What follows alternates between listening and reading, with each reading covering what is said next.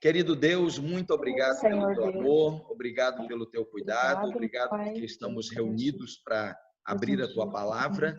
Imploramos que o teu Santo Espírito, que foi quem orientou os escritores bíblicos a escrever, ele possa nos iluminar para que nós possamos entender as tuas verdades de acordo com a tua palavra. Que nesse momento se cale o homem e que o Senhor fale a todos nós. Pedimos agradecidos por Jesus. Amém. Amém. Amém. Amém. Bom, eu não sei se o Vitor e o Carlos assistiram o primeiro tema, né? Que foi a respeito da Bíblia. O Vitor sim, o Carlos não. A ideia é o seguinte: a Bíblia ela é autoexplicativa e ela deve ser nossa norma de fé. Então, a Bíblia tem que responder as coisas, tá? Se em algum momento eu falar alguma coisa que tiver contrária à Bíblia, quem manda é a Bíblia, tá? O Eli sabe muito menos que a Bíblia. Se vocês tiverem alguma dúvida e se eu não souber responder, eu sei aonde encontrar na Bíblia, tá? Então pode ficar tranquilo que a gente encontra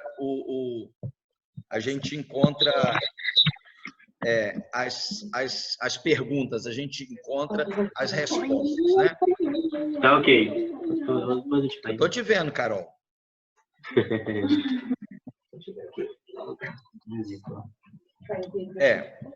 Vamos lá? Banheiro, melhor ter colocado nela.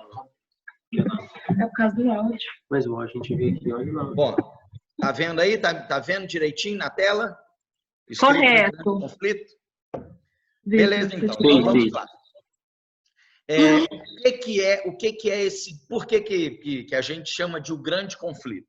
Bom, se tiver um conflito entre pai e filho, entre marido e mulher, a gente pode considerar um conflito local, pequeno, só na residência. Se for uma briga de vizinhos, aí já começa a tomar um vulto maior. Se for um bairro inteiro em conflito, o negócio já começa a ficar pior ainda. Se for uma cidade, se for um estado em conflito, um país com uma guerra civil, esse conflito é complicado.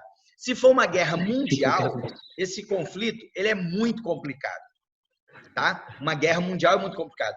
Só que nós estamos envolvidos num conflito que transcende o planeta Terra, um conflito cósmico, universal, mais do que um conflito mundial.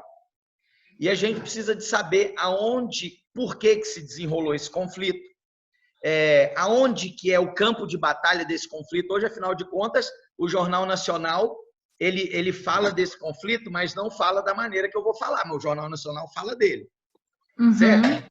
Então, a gente precisa de entender qual que é o campo do conflito, o que aconteceu, e a gente precisa que a Bíblia explique isso para a gente, certo? Correto. Então, a Bíblia vai explicar isso para a gente, e a gente começa falando de quando aconteceu esse conflito. E está lá em Apocalipse. Apesar de estar no final da Bíblia, esse livro conta a história do início do conflito, tá? Isso. Então, vamos lá. Apocalipse, capítulo 12, versículos 7 a 9. Esses slides estarão à disposição de vocês, para vocês conferirem, mas se puder abrir a Bíblia é sempre bom. A Bíblia é maravilhosa. Aí, às vezes, tem uma versão diferente dessa que eu usei, entendeu? A gente tem aí muita coisa para aprofundar. A Bíblia é maravilhosa. Tá bom? Tá bom. Você tá com a Bíblia na mão, se você quiser ir lendo, Regina, cada vez que encontrar, pode ler. Tá, qual é o 12? 7 a 9. 7 a 9? Isso. Então, houve uma batalha no céu. Miguel e seus anjos batalharam contra o dragão. E os dragões e seus anjos batalharam contra ele. Mas não prevaleceram de modo de que não havia mais lugares para eles no céu. Continua. E foi precipitar e foi jogado 9. Foi expulso o grande dragão, a antiga serpente, chamada de Diabo e Satanás, que enganou todo mundo. Ele e os seus anjos foram lançados na terra. Você viu que a sua versão é um pouquinho diferente da minha, mas o sentido ele não muda. Porque Deus teve o cuidado de proteger a palavra dele, igual a gente estudou, né?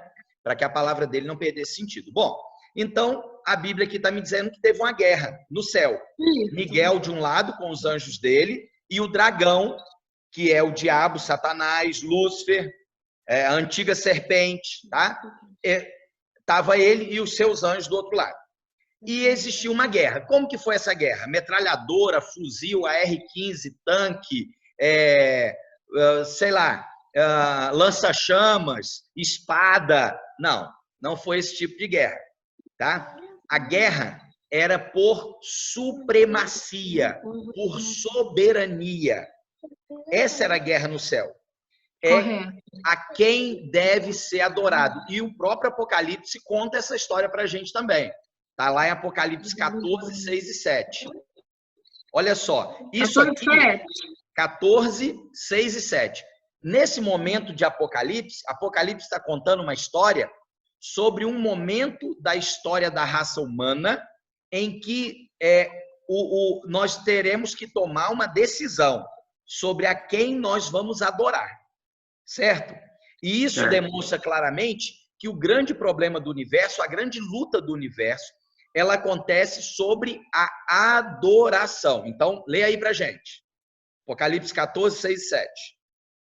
Vi outro anjo voando pelo meio do céu com o evangelho eterno, para proclamá-lo ao que habitam sobre a terra, a toda nação, tribo, língua e povos. Ele dizia em alta voz: temei a Deus e dar-lhe glória, porque é chegada a hora do seu juízo. Adorai aquele que faz o céu, a terra, o mar, as fontes das águas. Ou seja, viu aqui? Esse convite de Apocalipse 14, que é o anjo, esse é um convite que continua sendo feito até hoje. Esse é um convite para o final dos tempos. É um convite que começou num período passado da nossa história, mas isso é um outro estudo. Mas o convite é: adorem ao Criador, aquele que fez o céu, a terra, o mar e tudo que nele há. Certo? A adoração é devida a Deus. Satanás virou e falou o seguinte: eu quero ser adorado. E nós vamos ver que a Bíblia explica isso.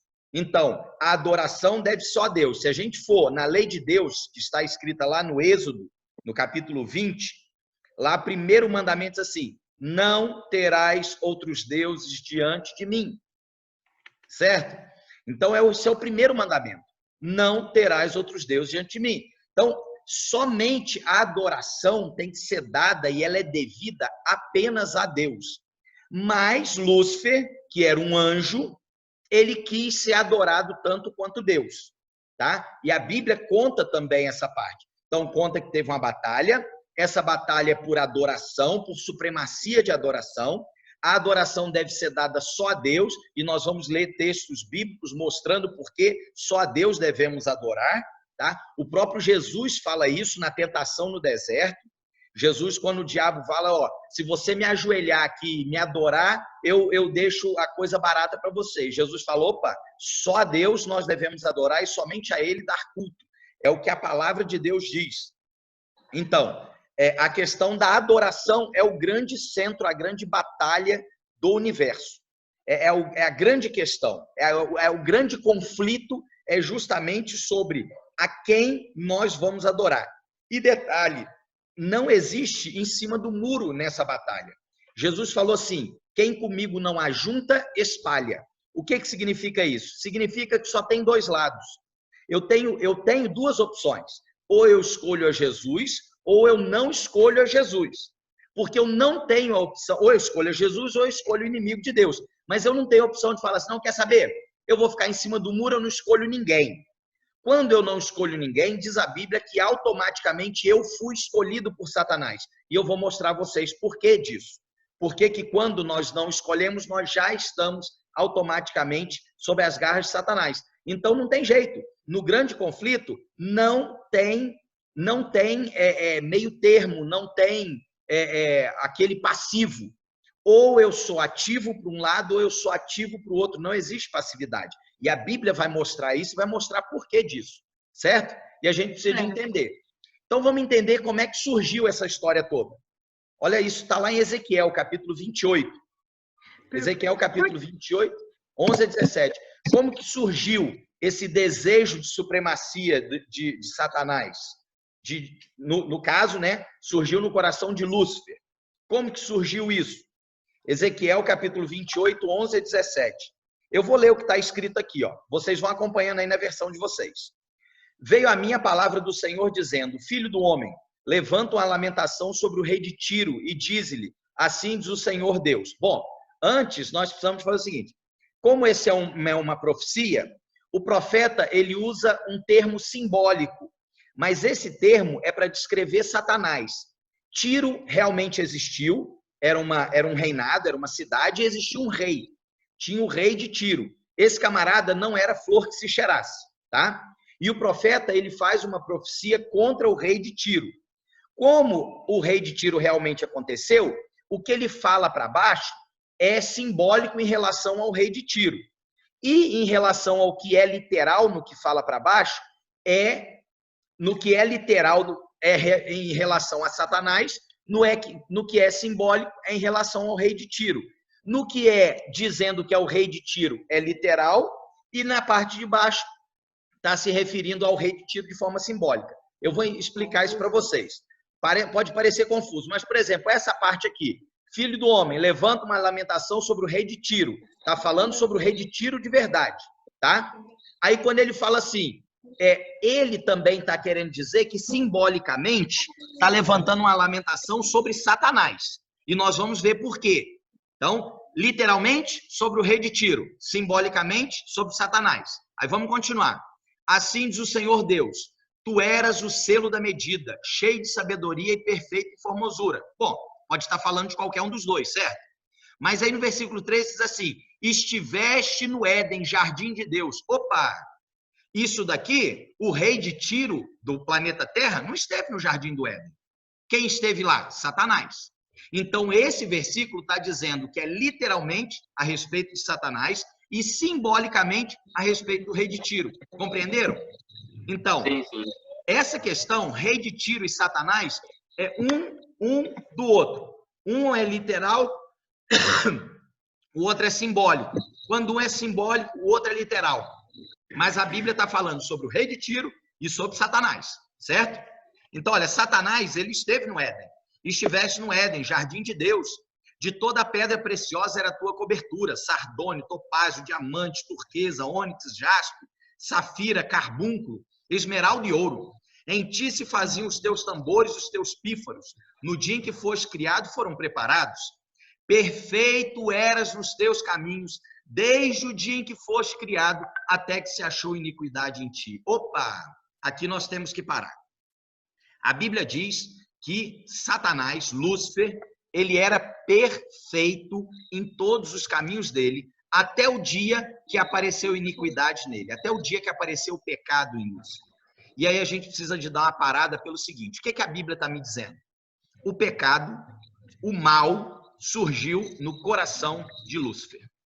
Surgiu no coração de um anjo perfeito, que era perfeito nos caminhos desde o dia que foi criado, e em um dado momento surgiu o mal no coração de Lúcifer. Aí tem duas linhas. Algumas pessoas dizem assim: bom, baseado nisso, foi Deus que criou o mal. Não, eu não acredito que Deus criou o mal, porque o próprio Jesus, ele fala isso várias vezes, que ele é fonte de bondade. Num dado momento, Jesus, quando ele esteve aqui na Terra, está lá nos Evangelhos, um camarada, algumas pessoas não estavam fazendo coisas boas, e aí eu acho que era uma questão do endemoniado, uma pessoa estava endemoniada, e aí Jesus fala assim: olha, aí vem o príncipe desse mundo, e eu não tenho nada dele em mim, nada. Então Deus não pode ter criado o mal. Mas então, como que a gente explica? Bom, o Tiago fala, Tiago capítulo 1 diz assim: eu, Senhor, não mudo, e em mim não há sombra de variação. 1,17, se eu não estou enganado. Vai lá conferir, abre a Bíblia aí, Tiago 1,17. Então, eu, Senhor, não mudo, em mim não há sombra de variação. Tiago fala a respeito de Deus, né? Então, assim, Deus, ele não produz o mal. O mal nasceu de forma espontânea no coração de Lúcifer. Aí a gente pergunta assim: mas por que então? Qual que é uma explicação? eu tenho uma explicação baseada em todo o estudo bíblico, mas eu tenho essa explicação, ela não é, a Bíblia não diz que é desse jeito, porque a Bíblia diz que o mal ter nascido no coração de Lúcifer é um mistério, tá? É um mistério. Então, eu não tenho como explicar mistério. Eu não sou profeta, ok? Mas a Bíblia diz que nasceu no coração dele. E a explicação que a gente tem pode ser uma, fácil, que é o seguinte: Deus nos fez com um mecanismo que ele colocou em nós, que esse mecanismo é a nossa miséria, mas Deus não abre mão dele. Se chama livre-arbítrio. Deus criou todas as criaturas de Deus. Deus criou com o livre-arbítrio. E por que isso? Porque Deus quer ser adorado. Ele sabe que nós precisamos de adorá-lo, faz bem para nós quando nós o adoramos. Mas ele não quer que isso seja feito por obrigação. Ele quer que o façamos porque nós queremos, porque nós o amamos, porque nós entramos em contato com quem ele é e optamos por ele. E por isso ele colocou o livre-arbítrio para a gente. E ele deu o livre-arbítrio para Lúcifer. E por causa do livre-arbítrio, isso nasceu no coração de Lúcifer, o desejo de supremacia. Tá? Isso é um mistério, mas o livre-arbítrio foi que provocou tudo isso. E é esse livre-arbítrio que Lúcifer teve, que nós temos, que Adão e Eva tinham, que fez com que Eva fosse enganada. Ela falou, não, eu quero duvidar de Deus. Deus falou, tá bom, filha, eu deixo você duvidar de mim. Eu permito que você duvide de mim. Eu vou te deixar com esse mecanismo. Agora, quem vai pagar o maior preço? A raça humana? Não. A raça humana caiu em pecado. Mas quem pagou o preço altíssimo por nos dar para nos dar o livre-arbítrio foi o próprio Deus. Foi ele que deu o filho dele. A gente vai ler um texto aí, João 3,16, muito conhecido, porque Deus amou o mundo de tal maneira que deu o seu filho. Então, é Deus que pagou o maior preço. Porque quando nós caímos, quando nós pecamos, e nós, eu vou explicar, a Bíblia também explica por que eu estou falando nós pecamos, porque quando Adão pecou, ele transferiu o pecado dele para todos os descendentes dele, e nós somos descendentes de Adão, então nós somos pecadores, tá? O salmista fala lá no Salmo 51, eu nasci na iniquidade, em pecado me concebeu minha mãe, ou seja, somos todos pecadores, não tem jeito, tá? Então, assim, esse tipo de coisa que começou em Adão e Eva e veio para nós, tudo tem a ver com livre-arbítrio. As coisas, as escolhas erradas que nós fazemos hoje em dia tem a ver com livre-arbítrio. Eu vou te dar um depoimento pessoal. Eu aceitei o Senhor Jesus na minha vida uma vez. E hoje eu aceito de novo, eu quero Ele na minha vida de novo, eu amo o Senhor Jesus. E eu já fiz uma oração que foi assim, eu ajoelhei e eu estava assim, foi um dia que eu fiz muita coisa errada, e eu estava chateado, magoado, eu não queria aquilo para mim. Eu ajoelhei e falei assim, Senhor, quer saber? O Senhor me deu o livre-arbítrio. E eu sou muito grato ao Senhor por isso. Eu orei desse jeito. Eu sou muito grato ao Senhor por isso. Mas quer saber? Eu já me decidi, eu quero o Senhor e eu quero fazer só a sua vontade. Então é o seguinte, a partir de hoje, o Senhor me deu o livre-arbítrio. O Senhor pagou caro para me dar o livre-arbítrio, mas eu estou te devolvendo ele. Eu não quero mais ter o livre-arbítrio. A partir de hoje, eu quero que o Senhor determine o que eu vou fazer. Então, o Senhor manda e eu executo, sem o direito de escolher mais. Então, eu não tenho mais o direito de escolher. Estou dando para o Senhor o meu direito de escolher. Sabe o que aconteceu? Nada. Eu continuo errando. Porque Deus não vai tirar do ser humano o que ele pagou um preço alto para nos dar, que é o livre-arbítrio. Você e eu temos todo o direito de falar, Senhor, eu te odeio, eu não quero saber de você, eu vou viver a minha vida do jeito que eu quiser, sem você. E Deus não vai nos obrigar a estar ao lado dele, porque Deus não age assim. Ele quer que nós o sirvamos por amor, por saber quem ele é. Ele quer que a gente veja os caminhos de Satanás, veja os caminhos dele, veja o governo de Satanás, o governo dele fala assim, eu opto por Jesus, eu escolho Jesus. É isso que ele quer. Ele quer que a gente faça isso voluntariamente, mesmo podendo escolher o outro lado. Essa é a grande questão. É isso que Deus quer, tá? E esse livre-arbítrio, ele não abre mão dele, de forma nenhuma. Mesmo que eu devolva para Deus, eu posso te afirmar, ele não pegou. Ele não pegou, porque eu ainda continuo escolhendo, e quando eu escolho errado, e eu já pedi para Deus de novo, e ele não tira. Ele não aceita de volta. Esse é um mecanismo muito precioso para ele, porque ele quer o seguinte: quando ele me vê ajoelhado diante dele, de cabeça baixa, implorando pelo perdão dele, dizendo para ele o quanto eu amo, ele tem certeza absoluta que isso é verdade. Porque eu tenho liberdade para fazer o que eu quiser. Então ele olha para mim e fala assim: aquele ali, se ele está ajoelhado diante dos meus pés, é porque ele quer estar ali. E eu prezo muito por isso. Eu quero ser amado pelo que eu sou, não porque eu obriguei. Então, é exatamente por isso que eu creio que surgiu o mal no coração de Deus. É lógico que eu estou falando de uma forma simplória, né? O pecado é algo muito complexo, o mal é algo muito complexo. Só Deus para lidar com o mal. Mas de uma forma simplória, eu acho que a grande questão é essa. Porque o mal que eu pratico hoje tem a ver com o livre-arbítrio. Apesar de eu já ter devolvido para Deus, ele não ficou com ele. Então, continuando lendo, na multiplicação do teu comércio, encheram o teu interior de violência e pecaste. Por isso te lancei profanado do monte de Deus e te fiz perecer, ó querubim cobridor. Quer dizer, o rei não era um querubim era um anjo, tá? Querubim é um anjo que tem 4 asas, é querubim. Então, ele era o querubim cobridor, no meio das pedras afogueadas. Elevou-se o teu coração por causa da tua formosura, corrompeste a tua sabedoria por causa do teu resplendor. Por terra te lancei, diante dos reis te pus, para que olhem para ti. Pela multidão das tuas iniquidades, pela injustiça do teu comércio, profanaste os teus santuários.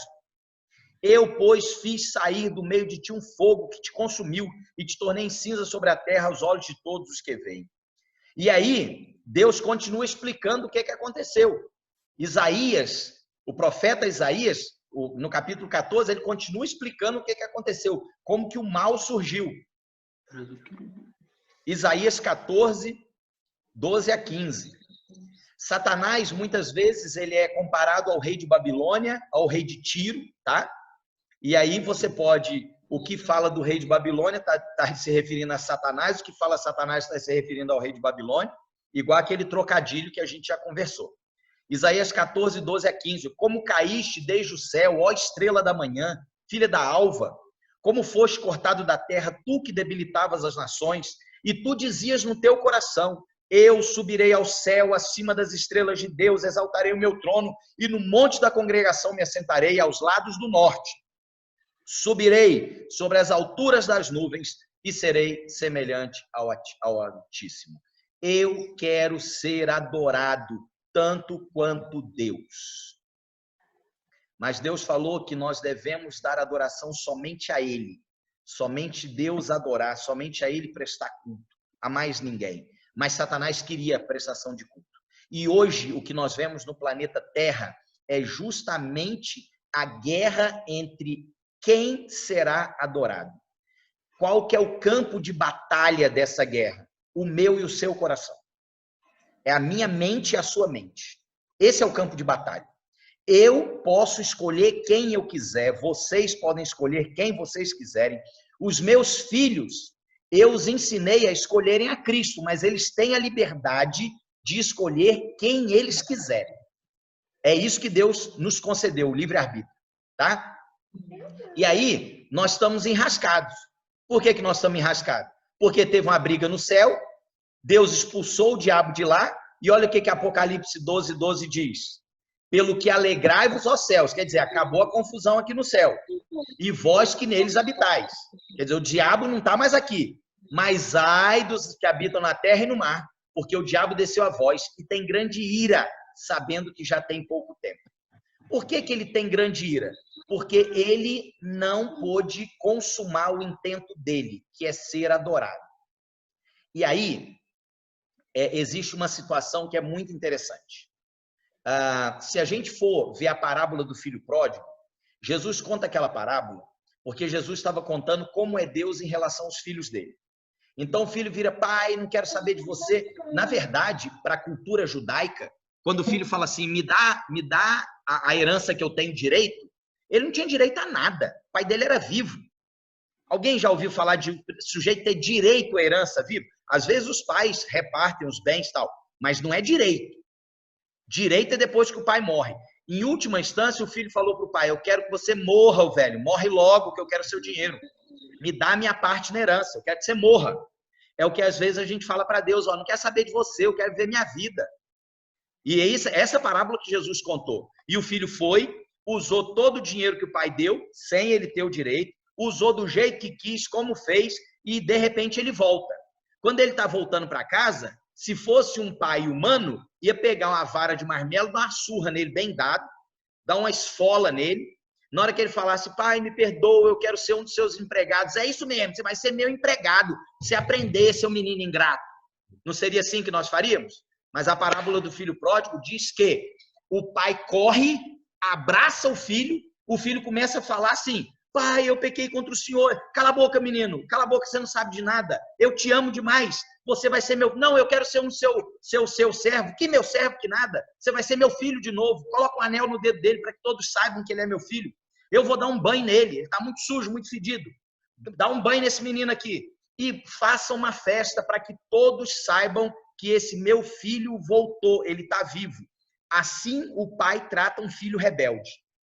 Como que um senhor de escravo trata um escravo rebelde? Na época da escravatura, quando um escravo fugia, ele era perseguido por capatazes, por cachorros, e eles voltavam, traziam eles de volta para a fazenda.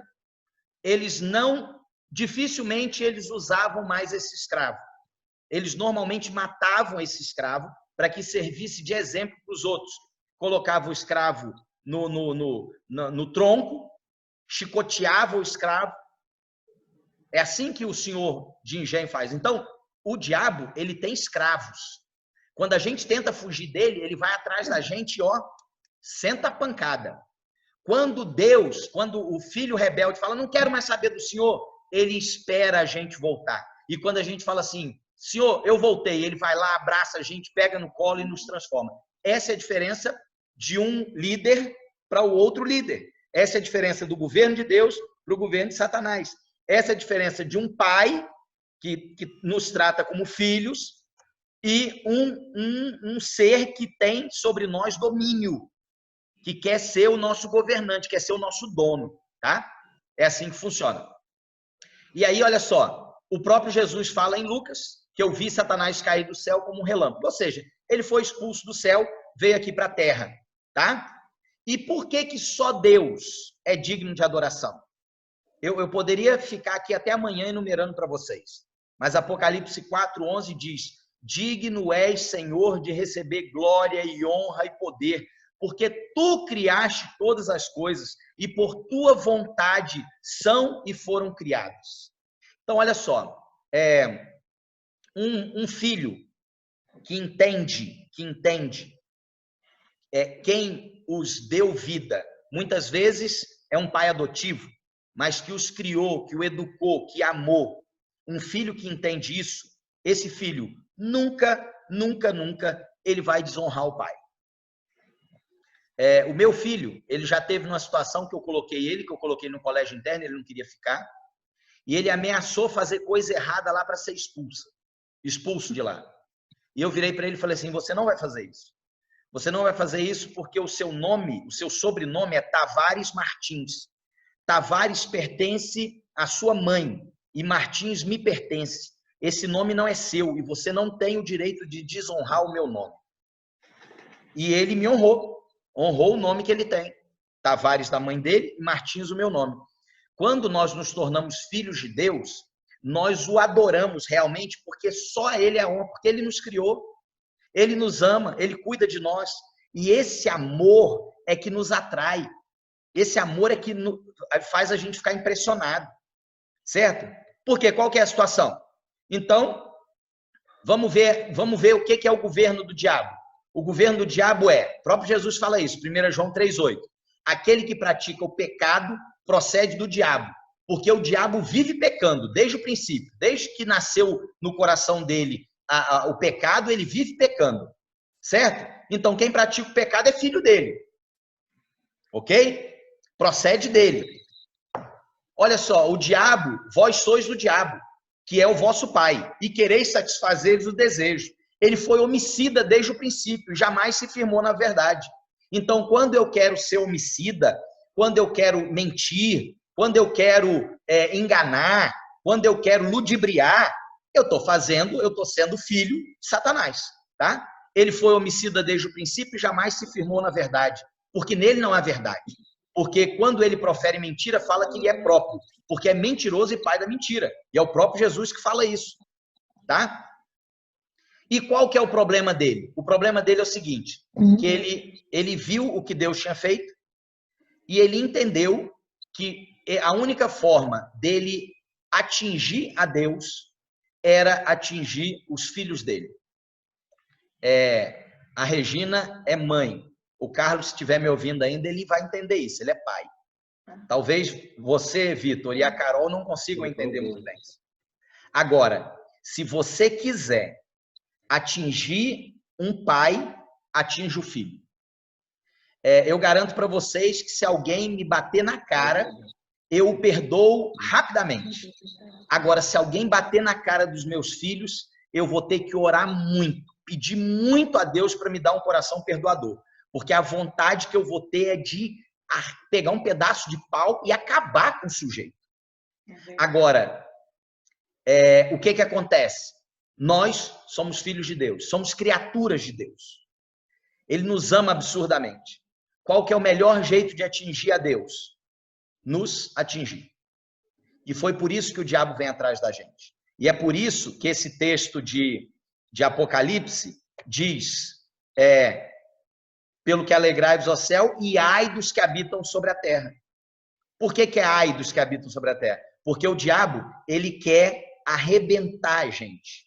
Porque ele sabe que quanto mais ele nos arrebentar, mais ele consegue magoar o coração de Deus. E por que Deus? Deus falou. Deus avisou lá, desde sempre avisou para Adão e Eva. Isso aqui no Novo Testamento confirma o que Jesus falou lá no Gênesis. Eu vou mostrar as duas passagens. Porque o salário do pecado é a morte. Tá? Jesus falou, aquele que pecar vai morrer. O salário do pecado é a morte, mas o dom gratuito de Deus é a vida eterna por Cristo Jesus, nosso Senhor. Então, Jesus, nós estávamos condenados à morte, e Jesus virou e falou o seguinte, vamos fazer o seguinte, filho, eu morro a sua morte para que você viva a minha vida. E foi exatamente o que ele fez. Olha o que ele ordenou lá no Gênesis.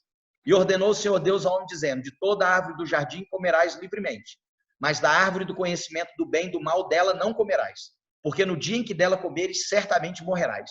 Deus deu essa ordem. Filho, não faça isso. E às vezes a gente fica meio bravo com os nãos de Deus, certo?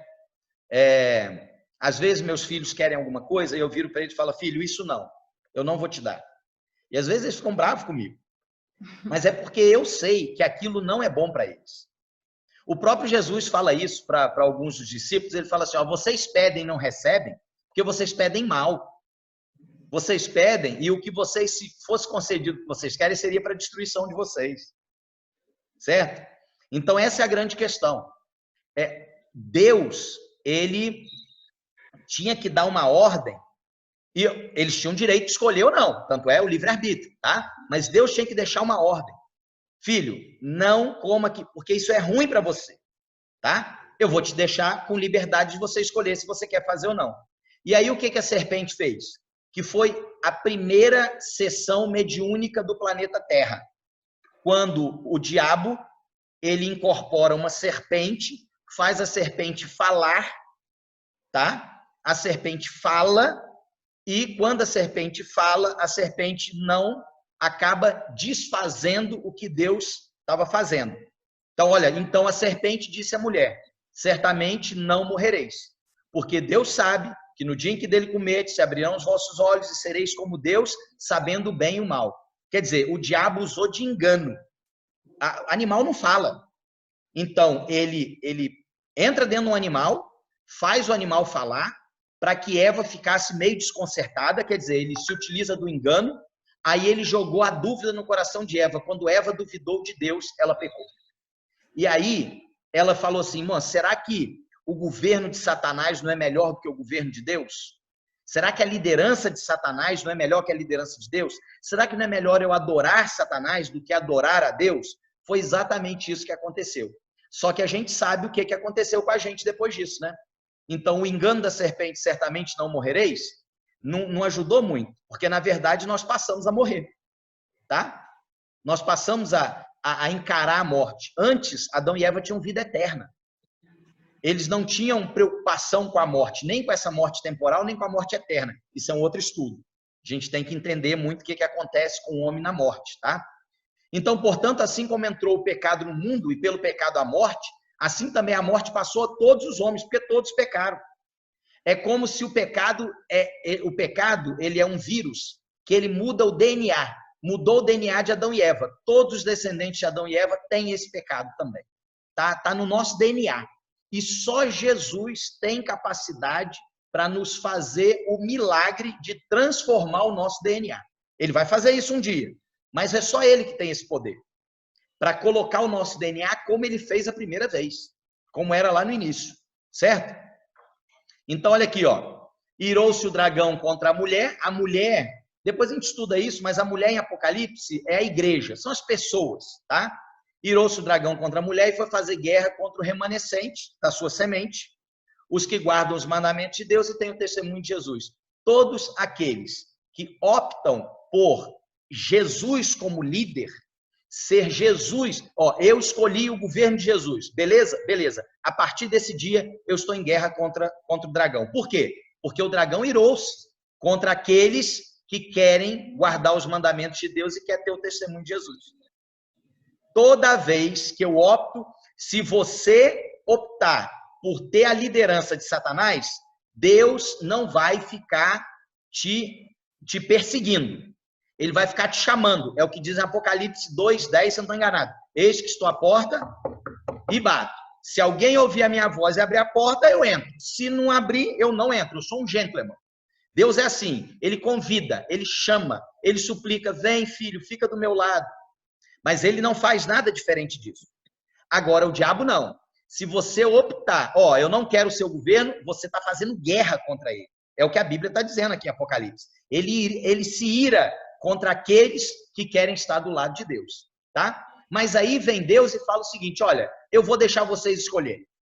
Eu vou mostrar qual que é a minha atitude e vou deixar vocês verem qual que é a atitude de Satanás. E aí, olha só, aí tem a Bíblia, tem inúmeros textos. Isso aqui são só alguns. Olha só, mas Deus prova o seu próprio amor para conosco, pelo fato de ter dado Cristo, de ter Cristo morrido por nós, sendo nós ainda pecadores. Quer dizer, Jesus morreu por nós, mesmo sem saber se eu iria aceitá-lo. É como você depositar um dinheiro absurdo na conta de uma pessoa, sem saber se ela vai aceitar ou não. Você vai lá e deposita.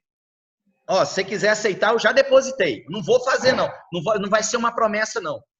Jesus morre por nós. Jesus me fala o seguinte, ó, no meu governo, eu quero dar liberdade para vocês.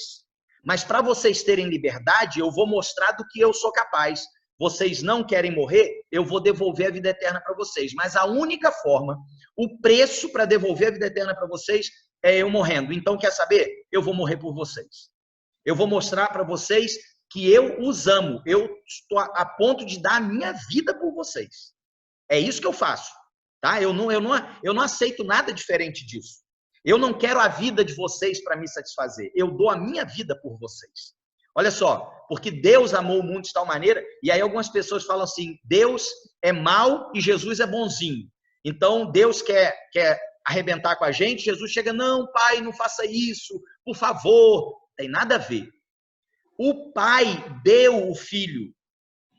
Vamos supor que vocês quatro aí, né, na sua casa, estejam doentes, e o médico fala que o sangue do Igor pode ajudar vocês. E o Igor vira e fala assim, eu me prontifico a doar o meu sangue para eles. Aí o médico vira e fala assim, só Igor, você não está entendendo, eles são 4, você é um só. Eu vou ter que tirar todo o sangue. É a única forma de salvá-los. Aí o Igor pensa, fala assim, quer dizer que eu vou morrer? Falou, você vai morrer. Falou, tá bom, eu morro por eles. eu entrego a minha vida por eles. Você acha que eu ia deixar? Ia ser meio como eu amo muito vocês, viu? Mas ia ser complicado eu deixar isso. Mas é Deus que dá o filho agora, é o que a Bíblia diz. Gente, Deus ama demais. Demais da conta. Porque o Pai... Tá ouvindo agora? Agora sim. Parou onde? Parou na hora que eu estava falando negócio do Pai? Hã? Agora sim, agora voltou. Voltou. Então, beleza. Então, olha só. Voltou, não tá travando. Tá tudo bem aí? Tá tudo bem, amor? Tá sim. Então, tá jóia. Então, olha só. Não tem essa história de que Deus é mau e que Jesus é bom. Deus é o Pai. Eu não sei se vocês ouviram tudo, mas vamos supor que vocês 4 aí estão doentes e o sangue do Igor serve para curar vocês. Uhum. E aí o Igor vira e fala assim, eu dou o sangue para eles. Aí o médico vira e fala assim, só que Igor, tem um problema. Eles são 4, você é um só. Eu preciso de todo o seu sangue. Aí o Igor vira e fala o seguinte, não, mas tá bom, eu não importo de morrer. Eu gosto tanto da Regina, do Vitor, do Carlos e da Carol, que eu dou o meu sangue, eu morro por eles. Eu, por mais que eu goste de vocês, eu ame vocês, eu vou ficar. Não, filho, não vai fazer isso de jeito nenhum, vamos arrumar um outro jeito, vamos arrumar outra forma. Dificilmente eu vou deixar. É muito mais fácil o Igor entregar a vida dele por vocês do que eu deixar ele entregar a vida dele por vocês. Só que a Bíblia diz que é Deus que deu o filho dele. Quer dizer, quem que ama mais? Deus ou Jesus? Eu não diria nem que tem quem ama mais, mas os dois amam absurdamente. Um se entrega e o outro aceita deixar o filho entregar. E é o que a Bíblia diz, porque Deus amou o mundo de tal maneira, quer dizer, é de um tamanho tão grande que o João, o apóstolo João, ele não sabia que palavra usar. Entendeu? Deus ama, porque Deus amou o mundo de top das galáxias, que se ele estivesse escrevendo nos nossos dias, né? Deus amou o mundo top das galáxias, top do absurdo, do extremo, que ele deu o seu filho unigênito. Quer dizer, ele não sabia nem que palavra usar. Ele falou, então foi de tal maneira, foi de uma maneira tão grandiosa, que ele deu o seu filho unigênito para que todo aquele que nele crê não pereça, mas tenha vida eterna. Porque Deus enviou o seu filho ao mundo não para que julgasse o mundo, mas que o mundo fosse salvo por ele. E é isso que Deus quer mostrar para a gente, o amor dele. Olha só, as minhas ovelhas, elas ouvem a minha voz. Ele não tem um pedaço de pau na mão para ficar dando paulada nas ovelhas. Ele chama pelo nome. Eu as conheço e elas me seguem. Eu lhes dou a vida eterna. Jamais perecerão eternamente e ninguém as arrebatará da minha mão. Deus falou, você quer ir para a mão dele? O diabo, ele vai tentar, mas ninguém consegue tirar ninguém das mãos de Deus. Não tem nada que seja capaz. E é o que João está falando, o próprio Jesus está falando isso. Ninguém vai arrebatar aqueles que decidem ficar ao lado de Cristo das mãos dele. Não tem jeito. E em nenhum outro nome há salvação, porque debaixo do céu nenhum outro nome há dado entre os homens em que devamos ser salvos. Então, Jesus nos dá a salvação, dá a vida. Porquanto, esta é a vontade de meu Pai, que todo que vê o Filho e crê nele tenha a vida eterna. Então, ele quer nos dar a vida eterna. E ele vai enumerando as coisas que ele quer nos dar. Vida eterna. Quer tirar, lá no livro do Apocalipse diz que vai enxugar dos nossos olhos toda lágrima, não vai haver morte, nem dor, nem nada. É isso que ele deseja para nós, é isso que o Pai deseja para o Filho, para os filhos. E o que tem no governo de Satanás? Morte, contenda, briga entre marido e mulher, pais e filhos, vizinhos, nações, cidades, corrupção, tristeza, dor, doença. Esse é o que tem no governo de Satanás. Por isso que eu falei que o Jornal Nacional fala todo dia do grande conflito. Porque quase que a gente precisa de colocar um pano debaixo para poder aparar o sangue que jorra da televisão, de tanta desgraça. Esse é o governo de Satanás. O governo de Deus, não. Ele está falando aí o que ele quer. Olha só, eu vim para que tenham vida e a tenham em abundância. Deus quer nos dar a vida eterna, não é só essa vida aqui, não. Falou, tudo bem, vou dar essa vida aqui para vocês, mas é só o início da vida eterna. Tem que pensar lá na frente. Só um pouquinho. E não é essa vida eterna que a Hollywood faz a gente pensar, que a Globo, a televisão faz a gente pensar que é uma terra sem graça, que a gente vive lá num paraíso, andando de um lado para o outro sem fazer nada. Deus tem almejado para a gente uma coisa muito melhor do que a gente tem aqui. Ele criou essa terra para nós. Eu imagino, assim, uma terra sem o que de mal há nela. Isso é o paraíso, né? Para vocês terem uma ideia, o apóstolo, falando a respeito disso, ele fala assim, ó, o que o olho não viu, o ouvido não ouviu, nem subiu no coração do homem, é o que Deus tem preparado para os seus filhos. Quer dizer, é algo muito grandioso, certo? E quem que pode receber isso? Para isso eu tenho que ser filho dele. Eu tenho duas opções, ser filho de Deus ou escravo do diabo. Então, a todos quantos o receberam, quer dizer, se você recebe a Jesus Cristo, e aos que creem no seu nome, deu-lhes o poder de se tornarem filhos de Deus. O céu, não é aquele negócio, todo mundo na nuvem de branco, tocando harpa, sem fazer nada, não.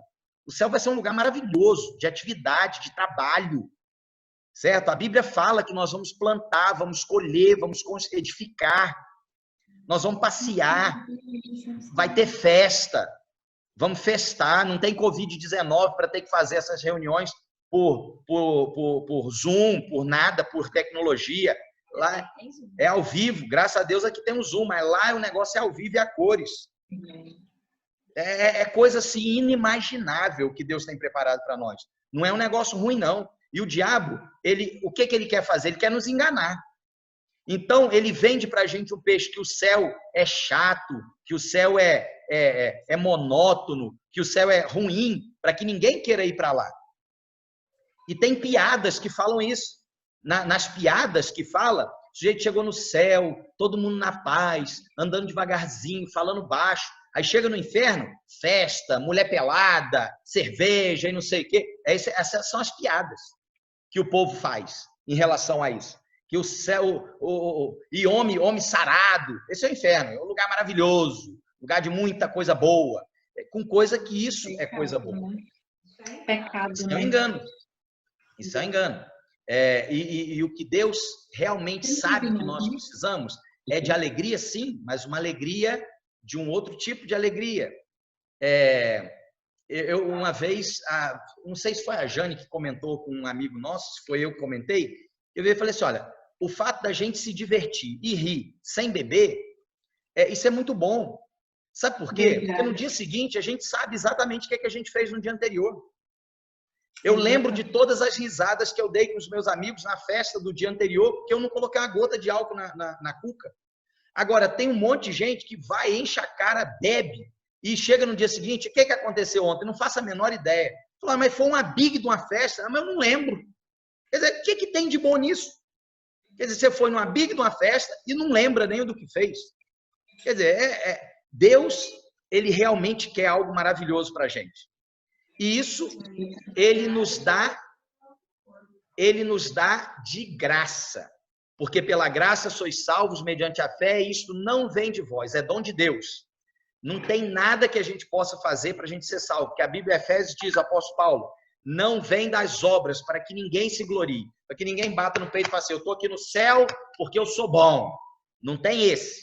Quem estiver no céu vai estar no céu porque Deus é bom.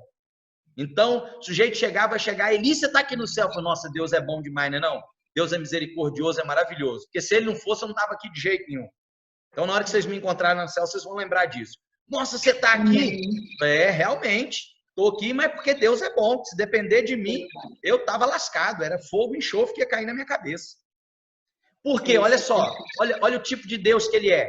Se confessarmos os nossos pecados, ele é fiel e justo para nos perdoar os pecados e nos purificar de toda injustiça. Experimenta tentar fugir do diabo e voltar para ele. Vê o que ele faz. Ele arrebenta com a pessoa. E eu tenho experiência de pessoas próximas a mim.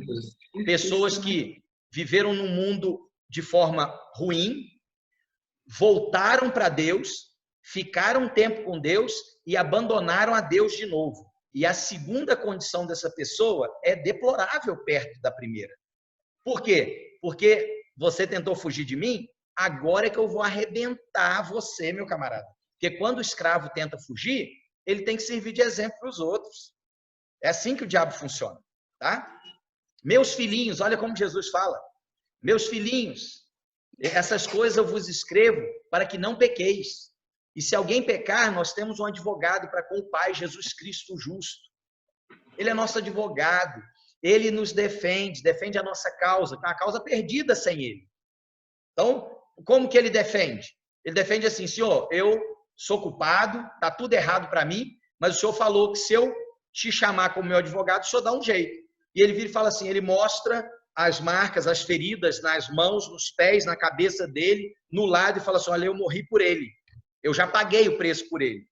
Aí o universo vira e fala assim, não, então esse camarada realmente ele é bom, porque se ele está confiando no Senhor, então ele é uma boa pessoa. Agora, pois, já nenhuma condenação há para os que estão em Cristo Jesus. Acaba a condenação. Quer dizer, o diabo, se você não tem condenação, ele te põe. Deus, se você tem, ele tira. Olha que diferença de governo. E tudo que Verdade. teu nome, crendo, recebereis. É o que o próprio Jesus fala.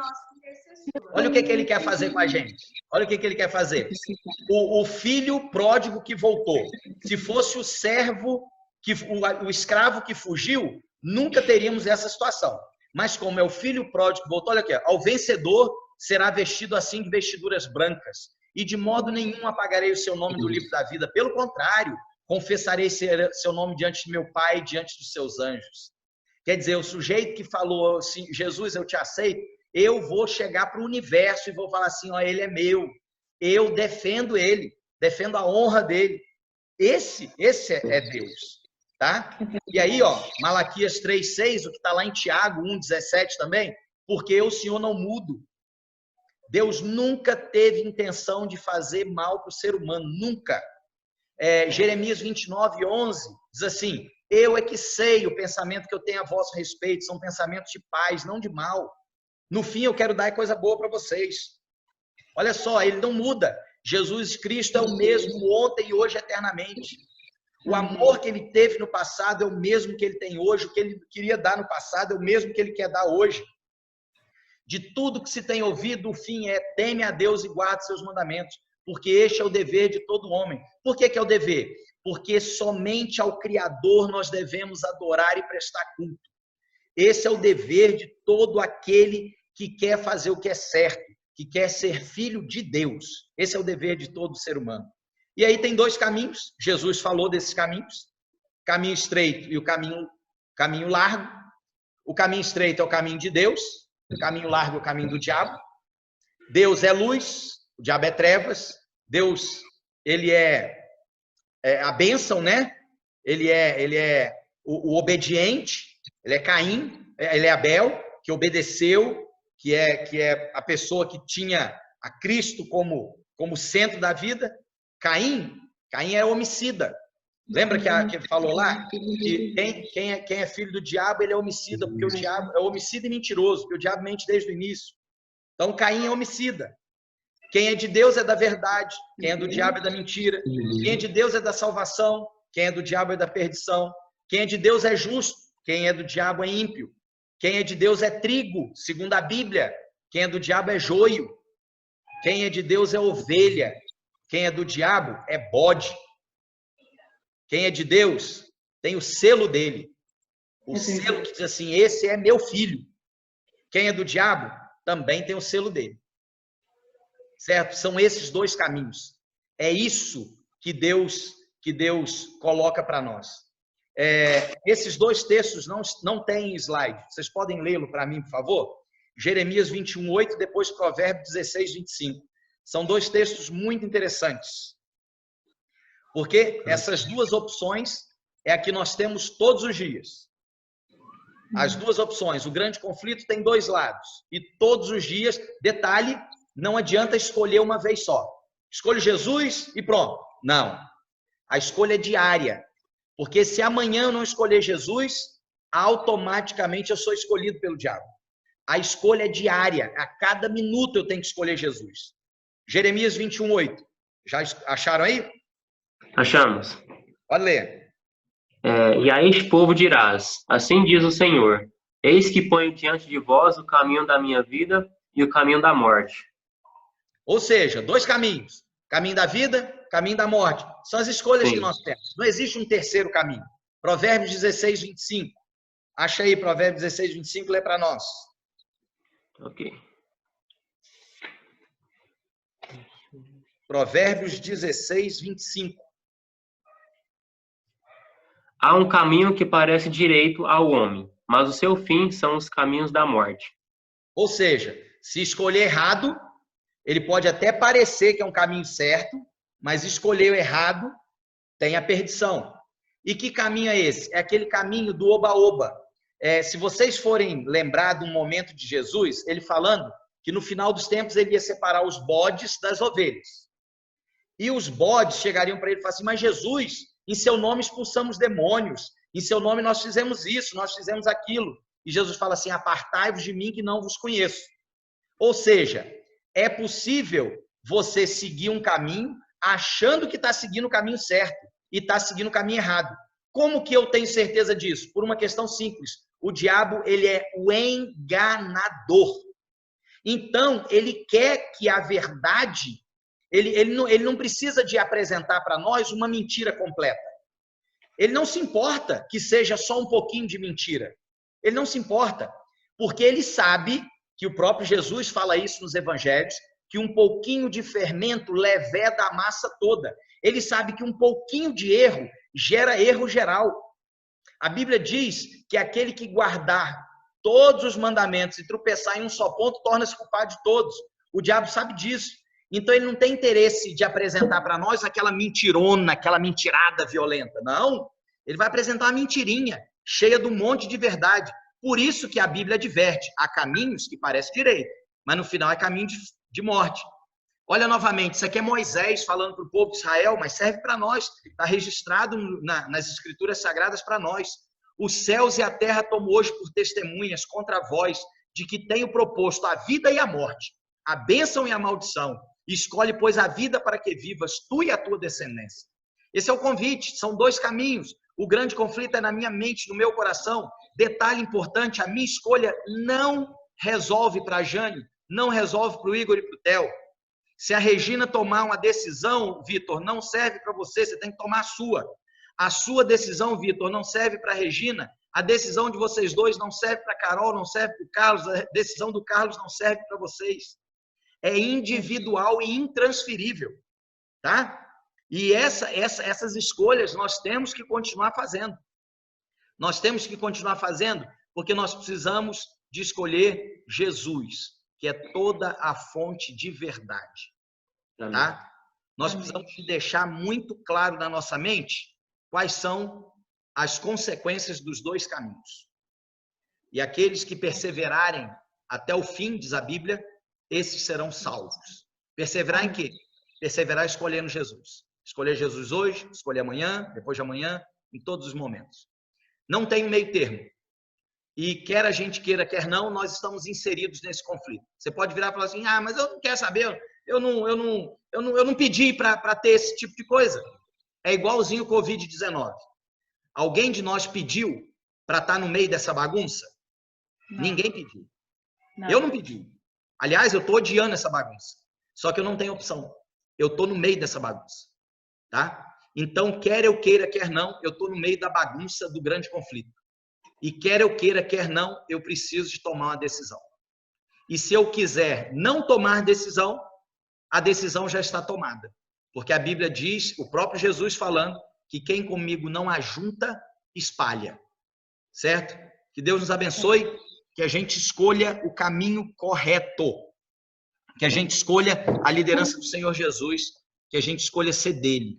Não somente agora, mas amanhã, depois de amanhã, para que a gente possa viver uma vida boa aqui na Terra, porque, olha só, eu vou te falar uma coisa, aqueles que amam a Jesus, tem uma boa vida aqui na Terra. Vai passar dificuldade, Deus não prometeu maravilhas, Deus não prometeu que não vai faltar nada, muito pelo contrário. Em Isaías ele fala assim, olha, quando você passar pelas águas, elas não vão te submergir. Quando pelo fogo, a chama não vai arder. O que Deus está deixando claro? Olha, vocês vão passar pela água e vão passar pelo fogo. O próprio Jesus vira para todo mundo e fala assim, olha, no mundo vocês vão ter aflições, mas tem de bom ânimo, eu venci o mundo. Tá? Então a promessa não é que nós não vamos ter dificuldade. A promessa é que nós vamos ter a presença dele, a companhia dele. E quando a gente passa por coisas pesadas na companhia de Jesus, é muito melhor do que passar por coisas pesadas sozinho. Então, o meu desejo de coração para vocês é que vocês, como eu, é o desejo que eu tenho para mim, para os meus filhos, que eu amo demais, que nós escolhamos a Jesus todos os dias. Porque tem um dado momento que Jesus é abandonado por alguns discípulos. Jesus manda as pessoas saírem em dupla e Jesus fala algumas coisas e 70 dos discípulos de Jesus abandonam ele. E aí Jesus vira para os 12 e fala assim, vocês querem ir embora também? Os outros me abandonaram, vocês querem me abandonar também? E eles olham para Jesus e falam assim, Jesus, para onde nós vamos? O que nós vamos fazer? É o Senhor que tem a palavra da verdade. Então, eu acho que a gente pode dizer a mesma coisa. Quando a gente olha para os dois caminhos, quando a gente olha para os dois lados, quando a gente olha para o tipo de líder que é Deus e o tipo de líder que é o diabo, quando a gente olha para o tipo de consequência de escolher a liderança divina, o tipo de consequência de escolher a liderança de Satanás, a gente deixa claro qual é a melhor escolha. E, como diz Moisés, tá? Deixa eu voltar aqui. Como diz Moisés, escolhe, pois, a vida para que vivas. Não achei, me perdi aqui. Eis que proponho para vós o caminho, a bênção e a maldição. Aqui, ó. Os céus e a terra tomam hoje por testemunhas contra vós, que te tenho proposto a vida e a morte, a bênção e a maldição.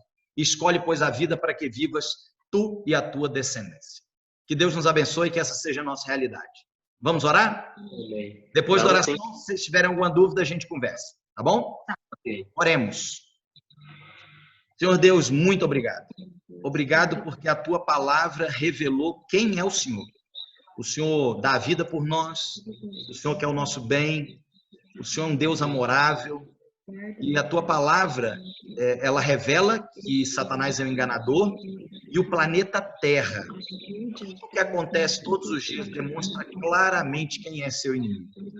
Agora que nós sabemos quem é o Senhor e quem é o seu inimigo, por favor, nos ajude a escolher o Senhor todos os dias, todos os momentos, para que nós tenhamos vida em abundância. Guia os nossos passos, nos dê uma boa noite de descanso e que o Senhor esteja conosco à medida que abrirmos a tua palavra para estudarmos. Pedimos agradecidos por Jesus. Amém. Beleza? Amém. Amém, Senhor. Então,